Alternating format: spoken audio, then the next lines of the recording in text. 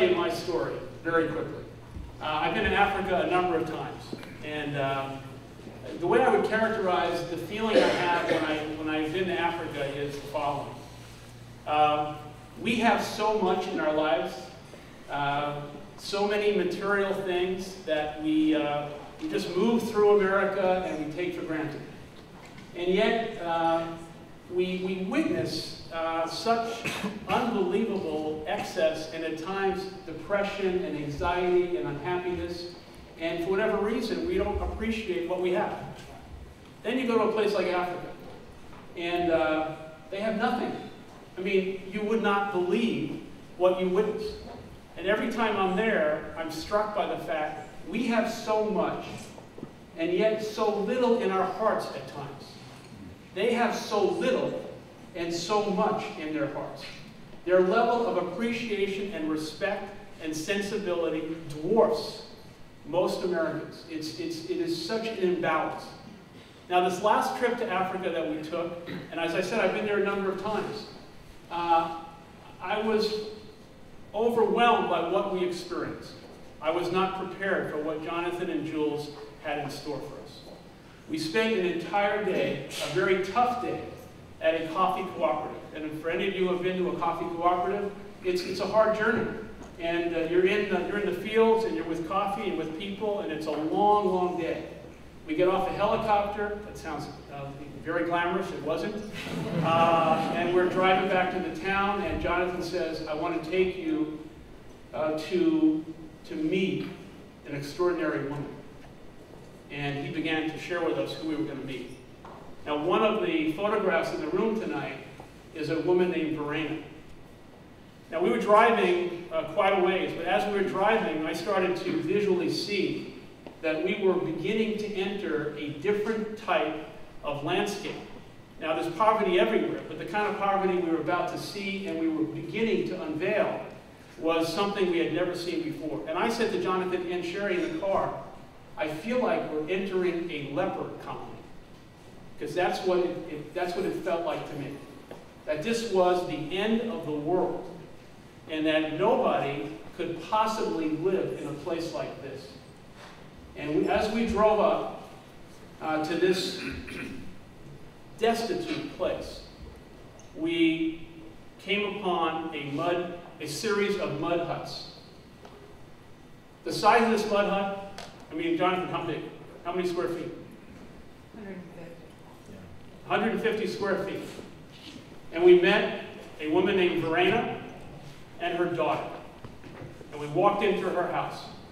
The house, by the way, was impeccable and so clean, and she was so proud of welcoming us into her home. I say home. It would not be a home for anyone in this room.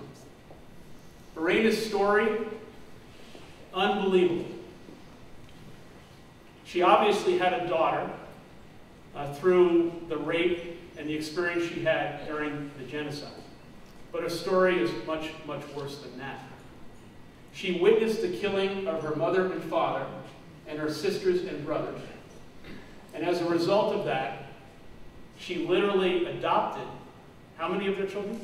6 of their children and 1 of her own. And 7 children and Verena live in this mud hut. There's no running water, there's no electricity, there's nowhere to cook, and this is where they live. When she was telling us her story, every one of us was crying. Every one of us did not know how to absorb the information. And we just asked a simple question. And we said, Verena, what can we do to help you? And she said something that was so beyond our expectations. She said, if I could only have some extra money for my business. And we said, what business are you in? And this is incredible. This woman who has AIDS gets up early morning before dawn, and with a series of other women, get into a cab that they share, and they go to the wholesale fruit and vegetable market, and she buys onions, And with the onions that she buys, she rents, through consignment, a tiny stall at the retail food market, and she sells onions. And that is how she feeds these children. Now, she says to us that some days she's too ill to get up, and then sometimes people don't want to buy onions.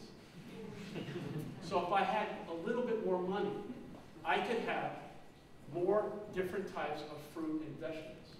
We had met an entrepreneur. We handed her the money, and she was, I can't begin to tell you, you would have thought we literally changed her life and gave her $1 million of cash on the spot. She did not know how to absorb the gesture. She was so taken with gratitude. And the next day, I wasn't there, but Sherry and Jonathan and some other friends went to see her at the stall. And she was so proud of the fact that she had a little bit of hope and opportunity. And I think the story that I would just say, the word that comes to mind, which is a word that came out of Nazi Germany, was you can't be a bystander when you see or witness things that just are so devastating and so incredible that it just literally changes your life. And so it's, you can't be thanked for this. This is not something that you're thankful for. This is our duty. And I just say to all of you, thank you so very much for accepting an individual and collective responsibility. And as I stand here before you, I'm so proud of this community to step up and embrace an organization like this, and obviously a cause that is not romantic, not sexy, a cause that needs so very much, but it's because of people like you that people in Rwanda and these women and children have an opportunity. Thank you all.